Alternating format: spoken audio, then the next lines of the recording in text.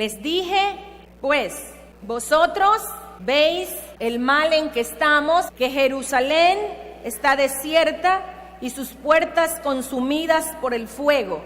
Venid y edifiquemos el muro de Jerusalén y no estemos más en oprobio. Vamos a Nehemías 4:15 hasta el 18. Desde aquel día, la mitad de mis siervos trabajaba en la obra y la otra mitad tenía lanzas, escudos, arcos y corazas, y detrás de ellos estaban los jefes de toda la casa de Judá, los que edificaban en el muro, los que acarreaban y los que cargaban, con una mano trabajaban en la obra y en la espada.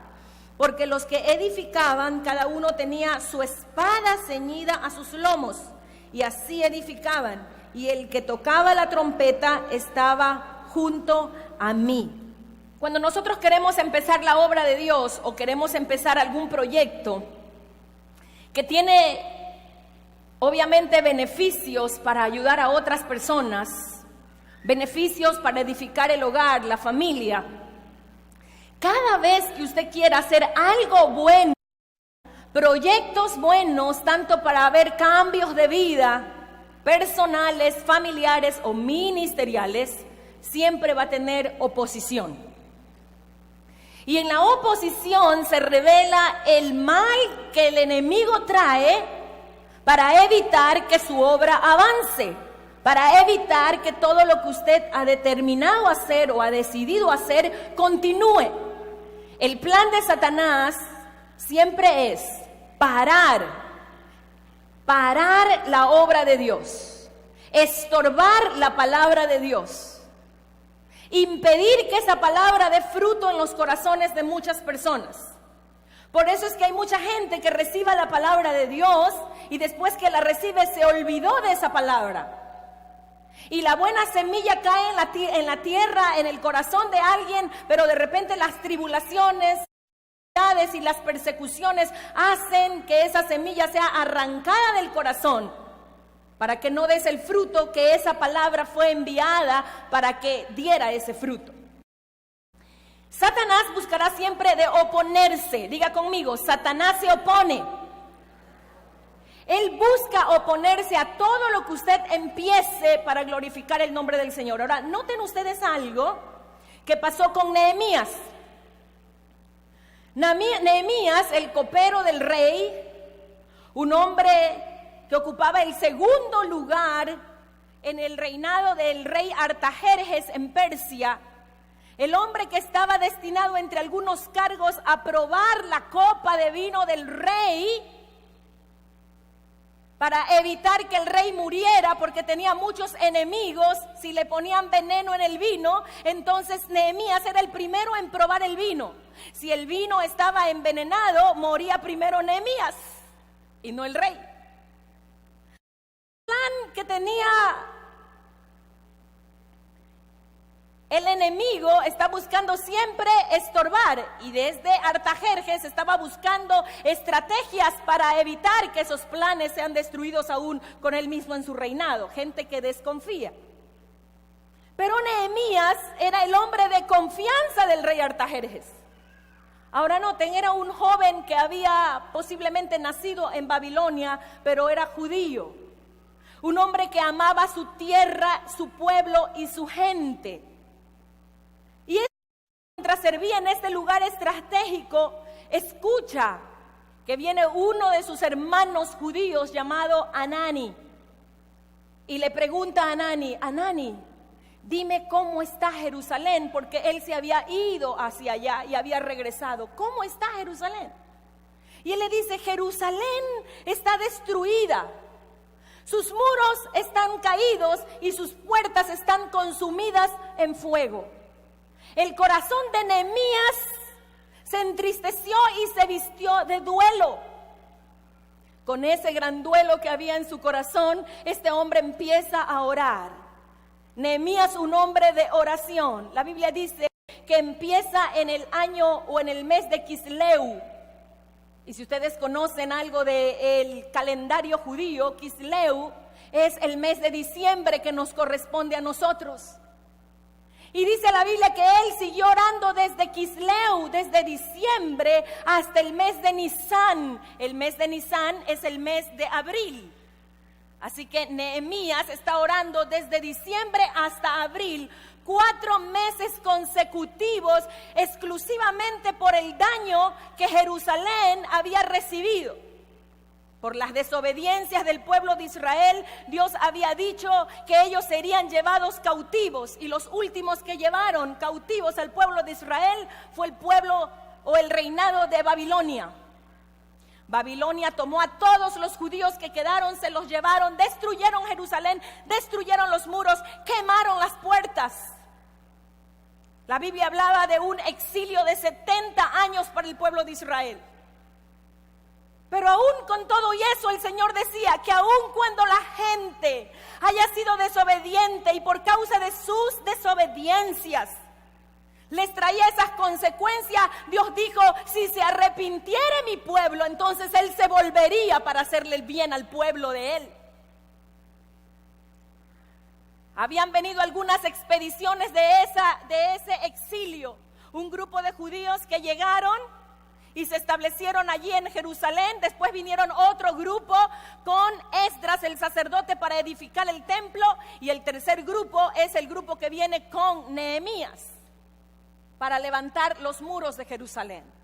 Pero mientras ellos estaban exiliados, la Biblia dice en el Salmo 137 que ellos lloraban en los ríos de Babilonia y habían colgado sus arpas en alto porque ellos lloraban porque no podían estar en Jerusalén y se lamentaban. Con todo este dolor que tenía Nehemías de la información de Hanani, que ya había gente en Jerusalén, pero sus muros todavía estaban destruidos y sus puertas quemadas, él empezó a orar pidiendo a Dios su favor y su gracia. Se acerca donde está el rey y él estaba triste porque había hecho ayuno, oración y estaba dolido. Y en ese dolor que tenía Nehemías, el rey Artajerjes le dice, ¿por qué estás triste, Nehemías? La Biblia dice que Nehemías temió cuando el rey le preguntó. ¿Y sabes por qué Nehemías temió cuando el rey Artajerjes le pregunta qué le pasa? Porque nadie que sirviera al rey debería estar con un rostro triste y un corazón de duelo. Le costaba su puesto, es más, aún hasta su vida. Cualquier persona que ante el rey estuviera triste era enviado a ser muerto. La Biblia dice que Nehemías temió, pero el rey le pregunta, dime, ¿qué es lo que te pasa para yo hacer algo? Y ahí le dice, si he hallado gracia y favor, rey Artajerjes, por favor, envíeme a Jerusalén. Mis hermanos están en oprobio, en desolación, y yo necesito reconstruir los muros de Jerusalén. ¿Sabe cuántos años habían pasado los que ya habían regresado en las expediciones a Jerusalén después del exilio? Habían pasado más de 90 años que el pueblo que estaba en Jerusalén intentó por 2 ocasiones levantar el muro y no pudieron. Así que en ellos había frustración, había fracaso, desánimo, oprobio, desolación. Lloraban y se lamentaban. El rey le dijo entonces a Nehemías, vaya, pero le establece por cuánto tiempo. Y la Biblia dice que después de que Nehemías le dice por cuánto tiempo iba a irse, el rey lo dejó ir y le envía con 2 cartas. Una carta para los reyes del norte que lo dejaran pasar con libertad, y otra carta pidiendo ayuda, que le entreguen madera para edificar y todo lo que requiera también de piedras para edificar los muros de Jerusalén. Y él llega. Habían un espacio de 1.300 a 1.500 kilómetros de distancia desde Persia, Susa, hasta Jerusalén. Le llevaría a Nehemías por lo menos 2 meses yendo a caballo o en camello hasta llegar a Jerusalén. 2 meses de camino, 2 meses de recorrido. El esfuerzo se valía, la intención era muy buena, porque estaba pensando en hacer lo que Dios había diseñado él hiciera. reconstruir los muros de Jerusalén. Y él llega, y cuando él llega a este lugar, él encuentra todo destruido como se lo habían dicho. Y entonces él empieza a animar al pueblo de Israel a decirles: no estemos más en oprobio, levantémonos, cada uno en su tarea, cada uno a trabajar, vamos a edificar los muros. Diga conmigo: levantemos los muros. Levante sus manos y diga conmigo: levantemos los muros. Levante sus manos más alto y diga más alto: levantemos los muros. Nehemías le dice: Dios está con nosotros, el Dios que nos ha dado promesas está con nosotros. Vamos, no estemos más en oprobio, levantémonos, vamos. ¿Sabe lo que significaban los muros para el pueblo de Israel? Protección, hermanos. En primer lugar, protección. Significaba defensa contra sus enemigos, ataque contra sus enemigos. ¿Pero por qué protección? Porque cuando los muros de Jerusalén están caídos, ellos podían ser devastados por otras personas, podían ser aniquilados por otros reinos, podrían perder su fe si no tenían muros porque se mezclaban con extranjeros y podrían ser destruida su fe. Ellos realmente estaban indefensos y estaban muy vulnerables. Sin los muros no podían protegerse. Los muros significa para ellos toda su protección alrededor de ellos. Era necesario levantar muros para no estar más en oprobio, porque aparte de todo esto era una deshonra al nombre de Dios que el pueblo de Israel estuviera así. Los muros estaban destruidos y él empieza a decirles: Dios está con nosotros. Dios nos ha prometido y Dios está con nosotros. Iglesia, levantémonos. Hermanos judíos, levantémonos. Él decía: edifiquemos y construyamos de nuevo los muros. Cada vez que usted quiera hacer algo por la obra de Dios, ¿qué va a encontrar? No los escucho. ¿Qué va a encontrar? La Biblia dice que cuando escuchó Tobías, Sanbalat y también Gesén, jefes y líderes de Samaria, de los amonitas y de los de Asdod y los árabes, se unieron para impedir que esta obra sea realizada. Sanbalat, que era uno de los principales de Samaria, junto con otros que abordaban el este, el oeste y aún el sur, se unieron todos ellos y dijeron: no vamos a permitir que estos judíos débiles construyan esta muralla. ¿Qué hicieron? Mire usted conmigo, por favor, en Nehemías 4.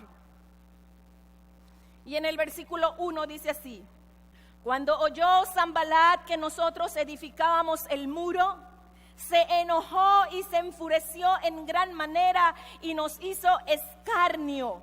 Se opusieron, se burlaron, porque cuando un hombre de Dios o una mujer de Dios dice: hagamos algo para el reino de Dios, Satanás va a decir: no. Cuando un líder y un siervo de Dios se levanta a decir algo, hagamos algo en el nombre de Dios, otros dirán: no hagamos nada. Hay oposición abierta de lo satánico para impedir el avance del reino, pero escúcheme esto: hay también oposición en aquellas personas que son necios y necias.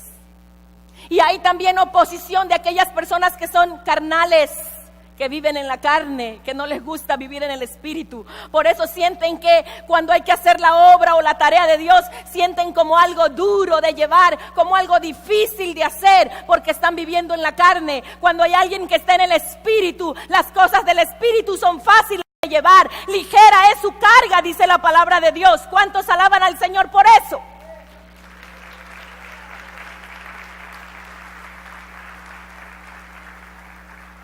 Pero también hay otras personas que son rebeldes a quienes hay que convencer. rebeldes convencidos. ¿Sabe que ellos empezaron a edificar, pero tenían aquí todo esto? Miren, verso 1. Y se enojó y se enfureció en gran manera e hizo escarnio, no es otra cosa que burla de los judíos. ¿Sabe usted que una de las armas del maligno para detener a un creyente es burlarse? ¿Cuántos de ustedes recibieron burla cuando se hicieron creyentes? Cuando aceptaron a Jesús como su Salvador. Ah, te hiciste aleluya. Este hermanito, ¿no? ¿Y qué se ha creído? ¿Que no te acuerdas lo que antes hacías? ¿Te recuerda la burla? Ya, te hiciste monja. Términos como esto de burla. A ver cuánto te dura eso de cristiano. ¿Y cuántas frases más le han dicho burlándose de usted? Los que traen oposición son gente que se burla, que hace escarnio. Pero no solo eso. Usted va a encontrar el desprecio, el enojo y la ira. Vean en el 4. Enfureció, se enojó en gran manera. Capítulo 4, verso 1. Así que todo el que trae oposición no solamente se burla, sino que también va a enfurecerse. Enojar contra ti. Y se van a enojar por cualquier cosa. Van a conspirar contra ti. Van a criticarte. Van a burlarse. Van a traer falsos rumores acerca de ti para destruirte. Van a decir cosas ciertas, pero la palabra del Señor que gozaos y alegraos porque vuestro galardón es grande, porque si hablan mal de ti, tú eres un bienaventurado. Dicen amén. Eres un bienaventurado.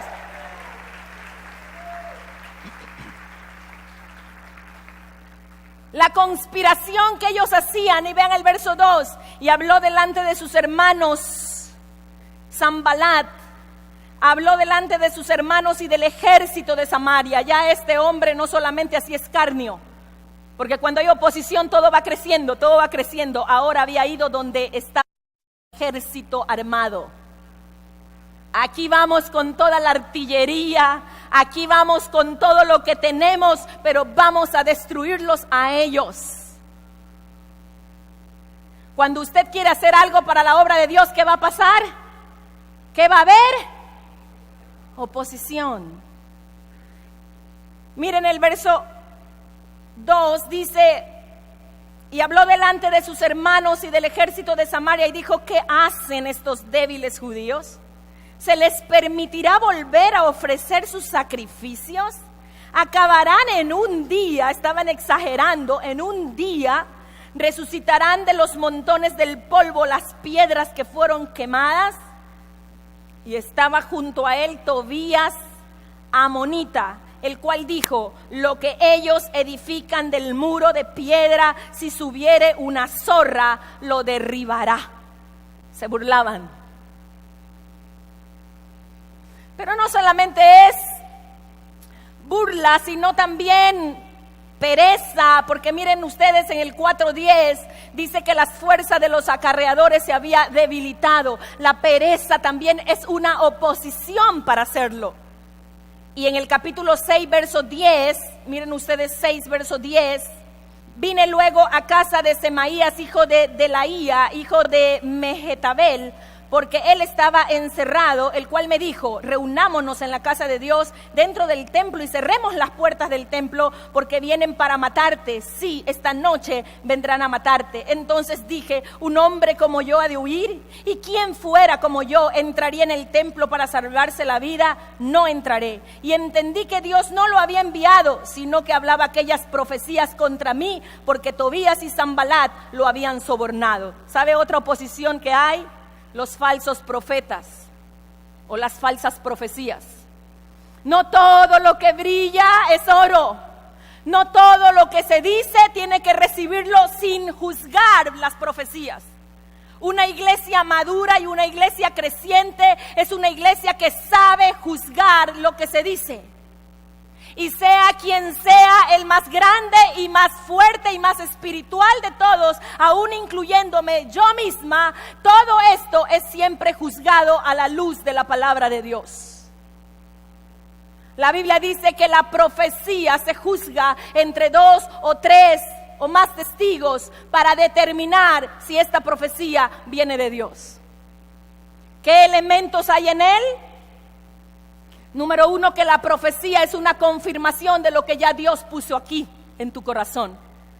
Número 2, que la profecía alinea el propósito de Dios en cuanto a eso. Número 3, y atiéndame, la profecía edifica, no destruye. Número 4, las profecías que se dan tienen que cumplirse, porque si no se cumplen, entonces no es de Dios.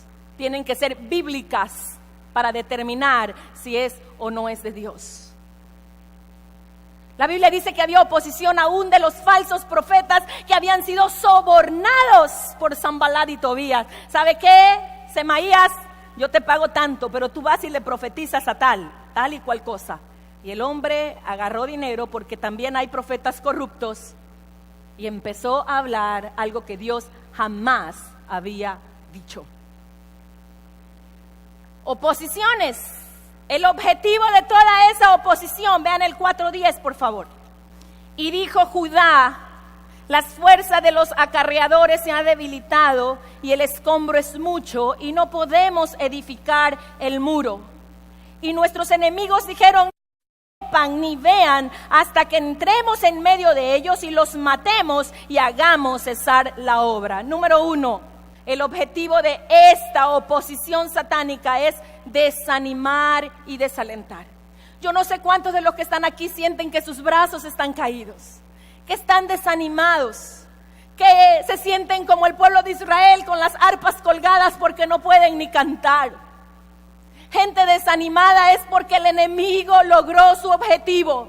Tú que estabas haciendo algo a favor de tu familia, a favor de tu esposo, a favor de tu esposa o a favor del reino y de la obra de Dios. Tú que estabas luchando y haciendo todo lo que Dios te enviaba a hacer y aún alcanzando las almas para Cristo, el enemigo logró su objetivo: desanimarte. Él busca que desfallezcas. Él busca que bajes los brazos. Él busca que te desalientes. ¿Y sabe por qué viene el desaliento? Por varias razones. En el verso 10 dice: las fuerzas de los acarreadores se ha debilitado. ¿Quién es un acarreador? Uno que cargaba el material hacia otro lugar. La fuerza de los acarreadores se ha debilitado porque ellos empezaron a edificar. El escombro es mucho.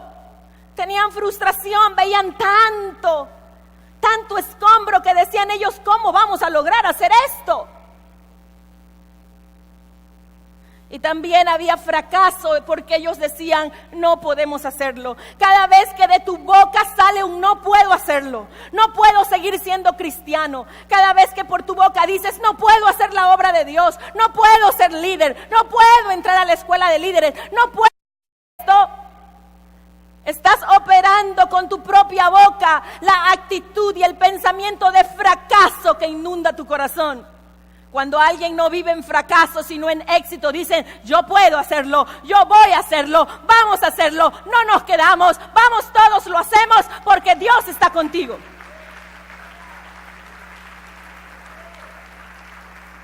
Y en el verso 11 dice: y nuestros enemigos dijeron: no sepan ni vean hasta que entremos en medio de ellos y los matemos.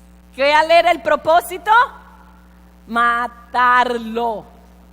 Matar a Nehemías, matar a sus oficiales, matar a los príncipes, matar a los sacerdotes, matar a los levitas, matar al pueblo de Dios. ¿Cuál es el plan del enemigo?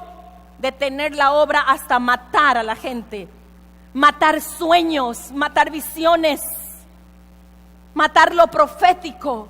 Ese es el plan del diablo. Pero más abajo dice lo siguiente, en el mismo verso 11: y hagamos cesar la obra. ¿Cuál era su plan? Hacer que la obra no avance. Y ellos habían empezado a construir, hermanos. Todos construían, cada uno ponía su ladrillo. Pero ¿sabe? Realmente lograron su acometido a medias. La Trinidad satánica que opera allí. Porque hay gente que se une para conspirar como una Trinidad satánica, como algo del mismo infierno, para detener que tú avances. Se habían levantado y ellos habían dicho acabamos, y lograron en parte. Ellos se desanimaron, se fatigaron, había frustración, había miedo por el enemigo. La Biblia dice que la obra se quedó a la mitad. Los muros habían sido levantados, pero llegó un momento donde todos esos muros llegaron solo hasta este punto. No pudieron más, se desalentaron. Y entonces, vean el siguiente versículo. Pero sucedió que cuando venían los judíos que habitaban entre ellos, nos decían hasta 10 veces atormentando, de todos los lugares de donde volviereis, ellos caerán sobre vosotros. Verso 13, la estrategia de Nehemías. Entonces por las partes bajas del lugar, detrás del muro y en los sitios abiertos, puse al pueblo por familias, con sus espadas, con sus lanzas y con sus arcos. ¿Cuál es la estrategia para terminar un trabajo? ¿Cuál es el éxito para terminar algo?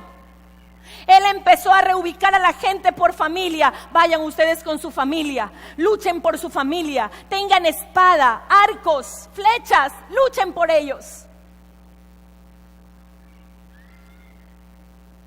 Dios te manda a defender lo que te ha dado. Y una de las cosas principales por las cuales debes de ser testimonio a los demás es tu familia. Nadie debería llamarse un buen ministro de Dios si su casa está desbaratada. Debería ser un creyente de buen testimonio si en tu casa la casa está al revés.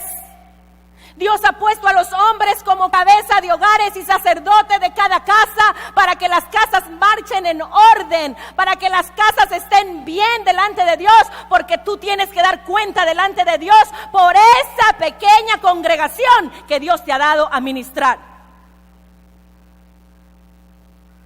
La Biblia dice, los que saben gobernar bien su casa, entonces gobiernen en la iglesia, entonces lideren en la congregación. Y él dijo, vayan en grupo, sus familias, únanse, fortalezcanse.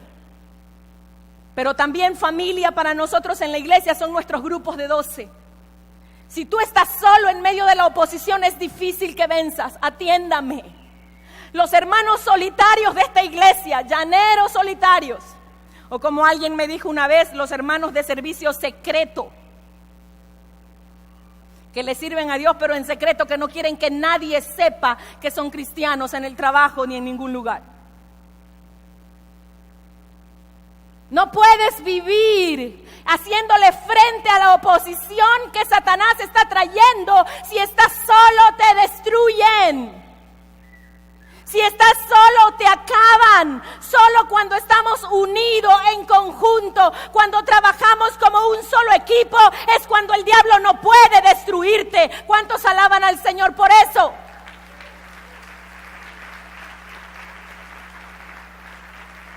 Es por eso que tiene que unirse con su familia. Es por eso que tiene que estar en los grupos de 12.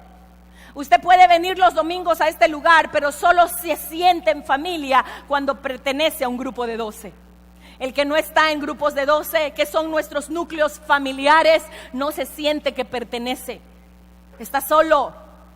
Entonces viene la oposición y te destruye hasta cesar la obra, hasta matarte, hasta aniquilarte. Mire la estrategia de Nehemías en el versículo el 14, como él ora.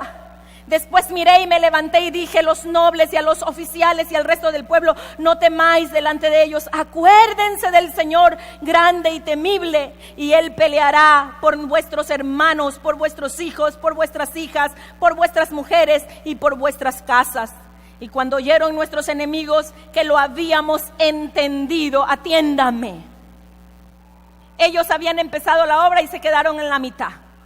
Pero hay algo que pasó con esta gente. Es verdad que el enemigo pudo haberte paralizado a ti, pudo haberte detenido en lo que estabas haciendo a favor de tu casa, de tu vida, de tu cónyuge, de tus hijos, de la iglesia. Es posible que te detuvo, es posible que estés desanimado, frustrado, fracasado, fatigado, harto. Pero hay algo que no logrará que el enemigo avance en su oposición hasta matarte y cesar la obra. ¿Sabe qué es? Número 1, orar. Nehemías oró a Dios y les dijo al pueblo: acuérdense de nuestro Dios. Él está diciendo: sí, aquí está todo, se ha quedado detenido, pero el entendimiento a través de tu oración te deja ver los planes del maligno y entonces tienes estrategia para avanzar, porque no eres un derrotado, no eres un fracasado, eres un vencedor en Cristo Jesús, Señor nuestro. ¡Aleluya! Vean el verso 15. Y cuando oyeron nuestros enemigos que lo habíamos entendido, que habían entendido el plan de ellos, que había entendido el pueblo de Israel, el plan de ellos, su plan de aniquilarlos, su plan de matarlos, su plan de que la obra se quedara una vez más a medio terminar. Entonces, ¿cuándo entendieron ellos? Cuando oraron a Dios, entendieron. Cuando clamaron a Dios pudieron tener entendimiento. Y escúcheme, la iglesia que no ora es una iglesia sin entendimiento del Espíritu. Aquí pueden haber muchos seguidores de Cristo, pero son pocos los que pagan el precio. La entrada es gratuita, pero una vez que estás adentro, aquí hay que pagar un precio.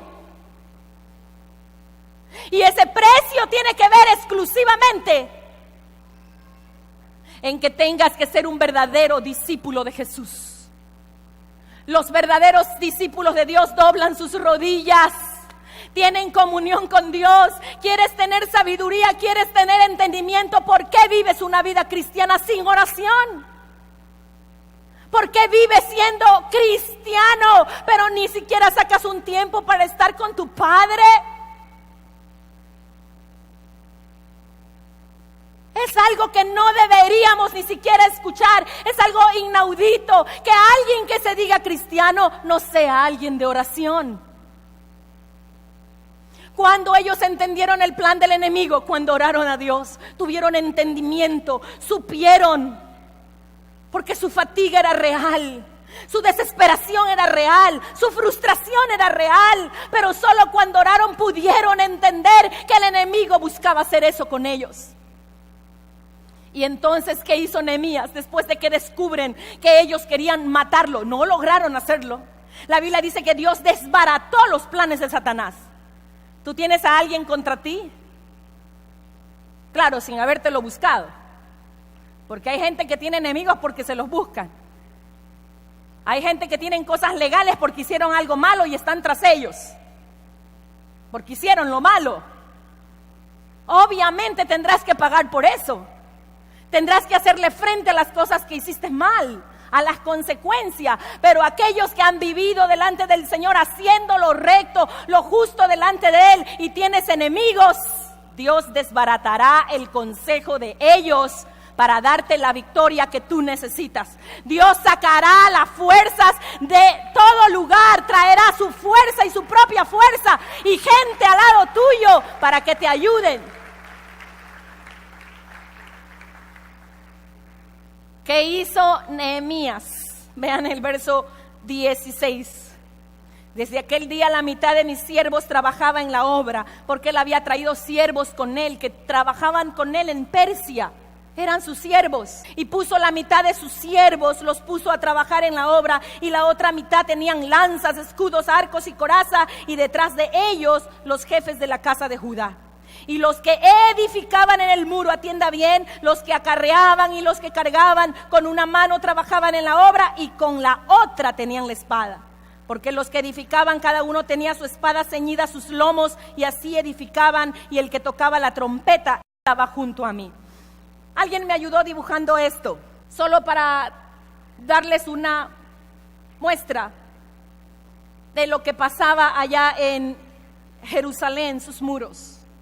La estrategia que usó Nehemías fue que los acarreadores que trasladaban de un lugar a otro las cosas, las piedras, los muros. Con una mano cargaban y con la otra mano tenían la espada. Los que edificaban, como aquellos que pasaban las piedras, eran las personas que tenían su espada ceñida a sus lomos. Trabajaban con las dos manos, pero estaban listos. Póngase recto para que miren allá. Estaban listos para poder atacar si el enemigo venía.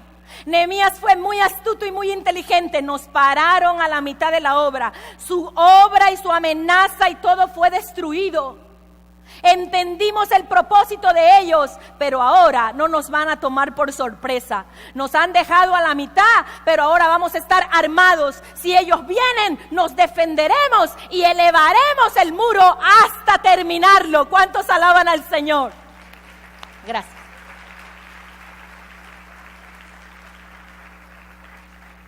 Unos edificaban, otros cargaban, otros ponían las piedras, pero todos estaban armados. ¿Sabe lo que pasa en esta iglesia? ¿Sabe lo que pasa en nuestra congregación? Tenemos una visión, tenemos un llamado de Dios. Pero voy a decirles que nuestros muros se han caído. Estamos en vergüenza y estamos en oprobio. Hay muchas cosas que han pasado en esta congregación. Desde gente que ha dejado de orar y buscar a Dios con todo su corazón, ha causado que los muros estén en el piso. Gente que amaba a Dios antes y ponían a Dios por primero en todas las cosas, lo dejaron en un segundo o en un último plano. ¿Sabe lo que pasa en nuestra congregación? Hay gente que antes hacía el trabajo de ganar almas para Jesús. Han desfallecido sus brazos, se han debilitado, ya no ganan almas, ya no predican a nadie, sus puertas de las casas están cerradas, hay gente desalentada y desanimada. ¿Sabe lo que pasa en esta congregación? Estamos en vergüenza y en oprobio, nuestros muros han caído. ¿Y sabe por qué?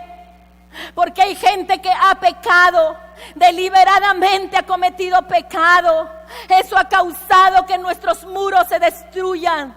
Eso ha causado dolor y duelo en el corazón de la gente. Nuestros muros están caídos. Nuestros muros están desbaratados. Nuestras puertas están quemadas. Solo falta que nosotros digamos: Señor, tú eres el Dios que nos llamaste. Tú eres el Dios que nos llamaste. Tú eres el Dios que nos diste visión. Tú eres el Dios que dio promesa a su pueblo. Que aquí hay familias comprometidas para ti. Solo falta decir: levantémonos, edifiquemos los muros de nuestra congregación. Cuando los muros están caídos, estamos en deshonra. Cuando los muros están caídos, estamos en peligro de ser aniquilados, que nuestra fe sea destruida. Estamos en peligro de que otros vengan y roben, asalten y maten. Necesitamos levantar nuestros muros. ¿Qué es lo que hizo Nehemías? Y el gran éxito que alguien tiene para hacer la obra de Dios es hacer lo siguiente: con una mano están haciendo la obra y con la otra mano tienen la espada. Usted y yo no podemos tener éxito si hay gente que ora y no hace la obra de Dios, o si hay gente que hace la obra de Dios y no ora. Si usted está haciendo una de ellas y no ambas, entonces usted no podrá estar en victoria, no podrá tener éxito, porque la oposición es inminente. El éxito para levantar nuestros muros es que los que oran, claman e interceden empiecen a trabajar en el reino de Dios, haciendo la obra de Dios. Hay quienes solo se encierran a orar y el mundo está perdido. La gente necesita de unas palabras de esperanza y de aliento. Hay quienes trabajan haciendo la obra de Dios, pero no oran ni buscan al Señor y su alma está vacía. Escúcheme, usted no puede dar a alguien si no tiene que dar. La iglesia necesita llenarse del Señor para poder dar a las demás personas que lo necesitan. Dele un aplauso a nuestro Dios. Esta es una realidad.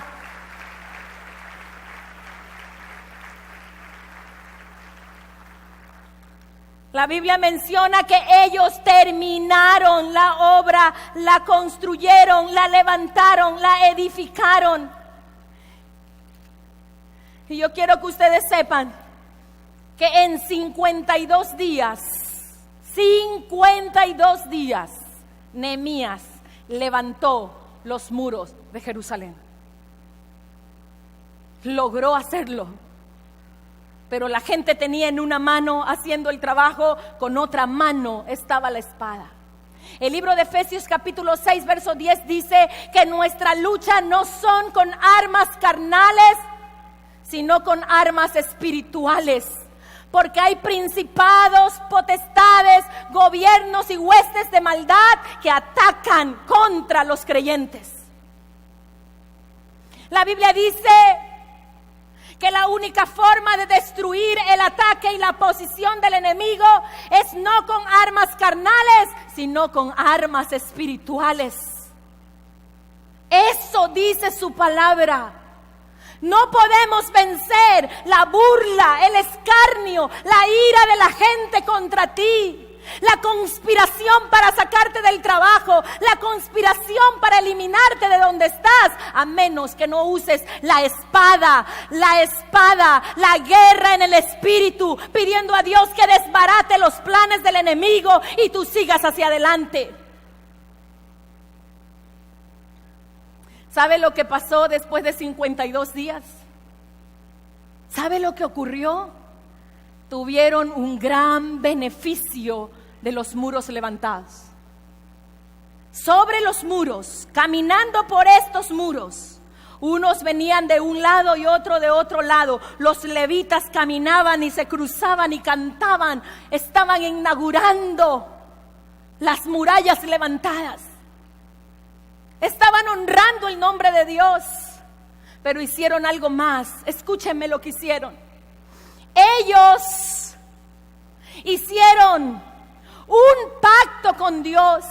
¿Cuántos creen en el Dios de pacto? ¿Cuántos creen que cuando Dios hace un pacto, Dios cumple su pacto? ¿Cuántos creen que el hombre puede hacer pacto con Dios y Dios bendice ese pacto que un hombre hace? Ellos levantaron un pacto. Miren conmigo el capítulo 10. Solo quiero terminar con el beneficio o los beneficios que recibieron ellos por levantar el muro. Algunos de ellos. Pero voy a mirar en el capítulo 9, verso 38 primero.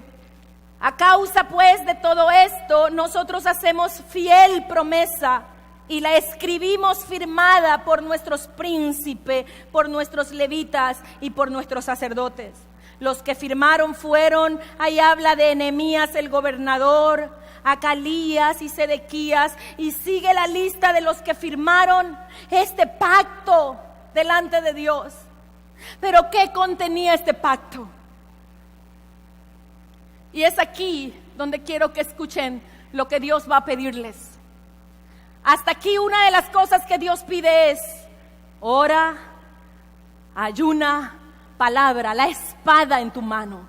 Con la otra mano, el trabajo en su obra. Evangeliza, discipula, gana personas, trabaja en tu hogar, enseña a tus hijos. Espada y herramienta de trabajo.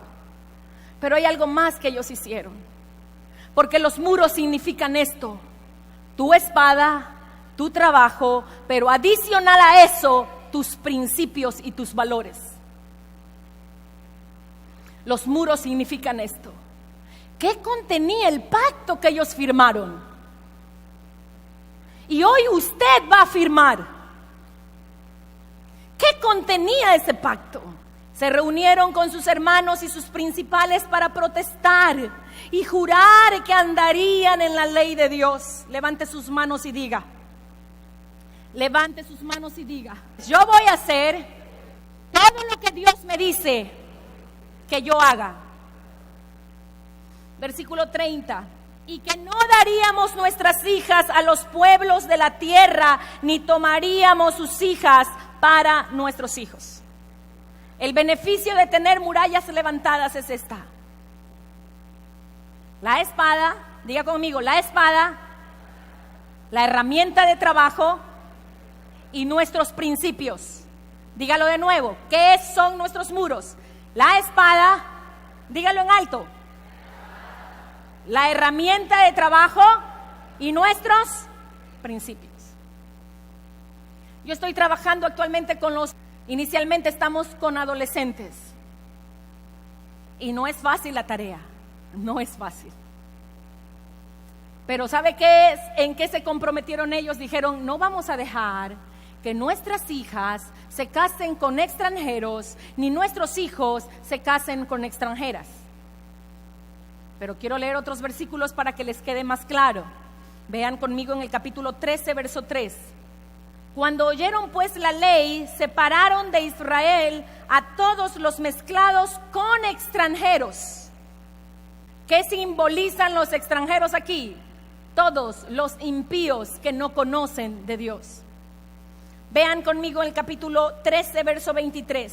Vi asimismo en aquellos días a judíos que habían tomado mujeres de Asdod, amonitas y moabitas.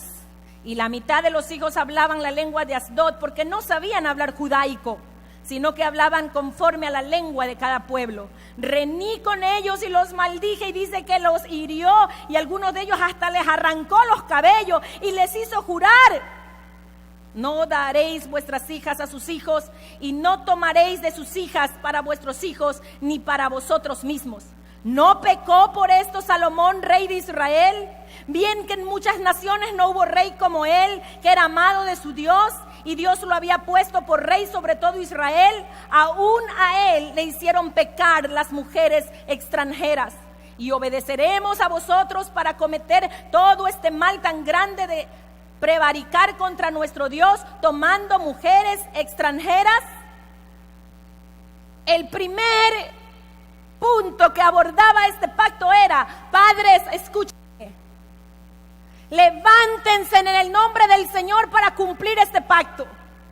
Si tú tienes un hijo pequeño, ora para que tus hijos desde ya estén alineados en el futuro de sus vidas. ¿Quién será su esposo? ¿Quién será su esposa? Que sea en el plan de Dios y no en sus planes. Ore para que sean creyentes comprometidos en el reino, gente con fruto del Espíritu y llenos de su Espíritu, gente que puedan alcanzar a otros y ser usados por Dios. Se habían unido con otras personas extranjeras, se habían enamorado, y no solo enamorado, se habían casado, habían perdido su lenguaje cristiano. En este caso, aquí la Biblia habla de su lenguaje judaico. Ahora hablaban la lengua de Asdod, de los amonitas, de los árabes. Ya no hablaban como tenían que hablar. Debe haber una oposición, y atiéndame, clara y muy abierta, para que un padre no acepte que sus hijos o sus hijas se casen con personas no creyentes. La Biblia dice en el libro de 2 Corintios 6:14: no os unáis en yugo desigual con los incrédulos. Porque ¿qué compañerismo tienen las tinieblas con la luz? ¿Qué compañerismo tiene Dios con los ídolos? ¿Qué compañerismo tienen? Ninguno. Yo he visto a gente fracasar, y tengo 23 años de creyente. Gente que se juntó con gente no creyente y acabaron por ser arrastrados como Salomón, que las mujeres extranjeras desviaron su corazón de Dios. prohíba que en su casa haya alianza con gente no creyentes. Pero eso le corresponderá a usted hacerlo, no a mí. La Biblia dice que eso sí es pecado y lo acabamos de leer. En el capítulo 13, en el versículo 20, ¿no pecó con esto Salomón? No pecó, sí pecó. Se unió con gente que no profesaba su propia fe. Y él pecó contra Jehová. Padres, levántense a orar. Pídale al Señor un buen esposo para su hija y una buena esposa para sus hijos. ¿Cuántos alaban al Señor por eso? En el versículo 31. Asimismo que si los pueblos de la tierra trajesen a vender mercaderías y comestibles en el día de reposo, nada tomaríamos de ellos en ese día ni en otro día santificado. Atiéndame. ¿Sabe lo que hacía el pueblo de Israel? Un día del Señor. Era el día del Señor y unos estaban en el lagar, otros compraban y vendían y llevaban y atareados. Así hay mucha gente. ¿Sabe cuál es el día del Señor? Para reunirse en la iglesia, todos juntos, es el domingo. Se espera que el domingo usted no falte. Se espera que el domingo se lo dedique a Dios. Se espera que el domingo venga adorando a Dios toda la semana para que este día rebalse su corazón y reciba lo que Dios tiene para usted. Pero hay mucha gente que está en el día del Señor trabajando, negociando, vendiendo, hacen lo que quiera el domingo. Si sacrifican el día del Señor, ¿qué importa? Es mi trabajo, quiero ganar dinero. Sí, puedes ganar dinero, pero no estás honrando al Señor del día de reposo. Él hizo los 7 días, 6 días para trabajar y un día para que usted pueda descansar de todas las obras. Porque aún hasta los animalitos los hacemos descansar. ¿Cuánto más usted que es creación de Dios? Hicieron un pacto. ¿Sabe cuál era el pacto de ellos? Él les dijo, ¿qué hacen? Un día de reposo, un día de descanso. Todos trabajan, venden, comercian. Eso es inaudito. Y todos fueron conmovidos. ¿Y sabe lo que hicieron ellos? Lograron una cosa. Lograron comprometer al pueblo para que ese día de Dios lo respete toda la gente. Ese día no es día de ir a la playa, ese día no es día de vender, ese día no es día de quedarse a ver la mejor película. Ese día es el día del Señor para estar congregados en su casa. ¿Cuántos alaban al Señor por eso? Gracias.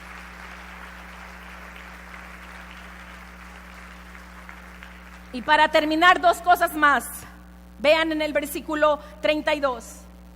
Nos impusimos además por ley el cargo de contribuir cada año con la 3ª parte de un ciclo para la obra de la casa de Dios, para el pan de la proposición y para la ofrenda continua, para el holocausto continuo, los días de reposo, las nuevas lunas, las festividades, contribuir para las cosas santificadas y los sacrificios de expiación por el pecado de Israel. Y si usted sigue la lista hasta el versículo 39, habla de contribución en su casa. Tenemos profecía de que van a traer ofrenda de afuera. Pero yo creo algo básico, central. Que aquí hay gente que todavía no ha aprendido a darle a Dios, de contribuir en su casa. De aquellos que están dando gloria a Dios porque sabemos que nos estamos esforzando y nos hace falta y Dios tiene que enviar. Pero también creo que aquí hay gente que todavía no ha abierto su corazón para contribuir a la obra de Dios. Cuando ellos edificaron el muro, hicieron un pacto y una promesa. Vamos a contribuir para el holocausto continuo, para las fiestas, para las festividades solemnes. Vamos a contribuir para los que trabajan en el pueblo de Dios. Vamos a contribuir para el mantenimiento de la obra. Vamos a contribuir para que no falte a las misiones. Vamos a contribuir. Todos se unieron para contribuir, hermanos. Aquí hace falta eso. Y ellos se levantaron y dijeron, lo vamos a hacer. Hermanos, comprométete a dar de tus finanzas a la obra de Dios. Comprométete. ¿Ves la casa que necesita una mano? Bueno, esta no, las oficinas. Necesito una mano de pintura, necesitamos alguien que diga, me comprometo a contribuir en la casa de Dios, que lleve un tarro de pintura y diga, voy a pintar, voy con mi familia para que ese lugar se vea bien. ¿Cuántos pueden decir, voy a contribuir para las misiones? ¿Sabe? En esta semana Dios me habló. Tenemos 2 lugares que nos han obsequiado. Un lugar queda por Manglar Alto, un terreno lindo, 1 hectárea, trabajado, con plantas, con todo, lindo el lugar. Y tenemos recién hace un mes que fuimos a Caluma, un terreno que nos acaban de donar para la iglesia. Y luego yo digo, Señor, ¿y dónde están los obreros? ¿Y cómo vamos a mantener más obreros si requerimos finanzas en esta iglesia? Porque no puedo enviar a alguien con las manos vacías. ¿De qué va a comer? ¿De qué va a vivir? ¿Dónde va a vivir? La iglesia requiere el dinero, la contribución para seguir enviando a otras personas a las misiones.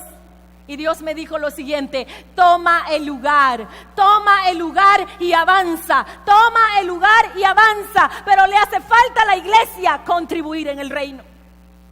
Dile al de al lado, te están hablando, contribuye. Si le da pena es porque usted no da. Dígale, si usted tiene autoridad, dígale, te están hablando. Si tú no das, obvio que no puedes decirlo.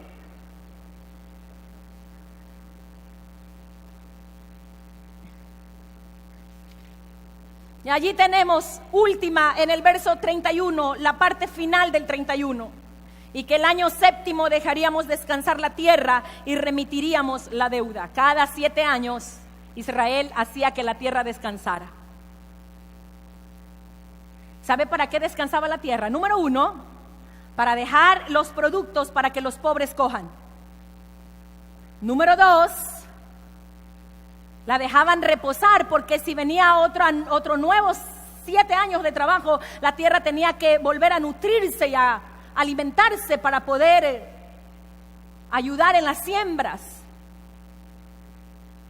¿Y sabe por qué también? Porque al 7º año se remitían las deudas de la gente. Y había gente zapa, pues, bien viva. Sabían los judíos, en el año 7 todas las deudas se perdonan. Así que ellos se endeudaban para que en el 7º año me remitían la deuda, ya no pago nada. ¿Pero qué cree que Dios no se sabe la zapada criolla de la gente? ¿Usted cree que el Señor no se la sabe? Se la sabe. Así que en la Biblia de Levítico también menciona de la gente que hacía esas zapadas criollas, obvio. Y entonces el Señor también sentenció a la gente que hacía tener deuda sin pagar para el 7º año ser remitido. Y el Señor puso allí sentencia también. Pero ¿sabe lo que quiere decir ese texto del pacto que ellos están haciendo? ¿Sabe qué quiere decir? Quiere decir que la iglesia se compromete en ayudar a la gente más pobre. Y ya estamos elaborando un proyecto para ayudar a la gente más necesitada de esta iglesia. No para darles el pescado, sino para enseñarles a pescar. Dios les decía al pueblo de Israel, tu pobreza no sería permanente porque tienes a un Dios rico, a un Dios millonario, a un dueño del oro y de la plata, un Dios que tiene provisión para todos, que nadie mendigará pan porque son hijos del Rey.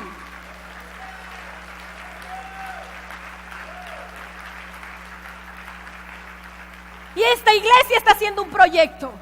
Vamos a ayudar a los más necesitados. Vamos a darle oportunidades. No les daremos el pescado, mas les ayudaremos a pescar, que aprendan a hacerlo, porque tu pobreza no durará para siempre. Dile al de al lado, tu pobreza no durará para siempre. Dile, tu pobreza no durará para siempre.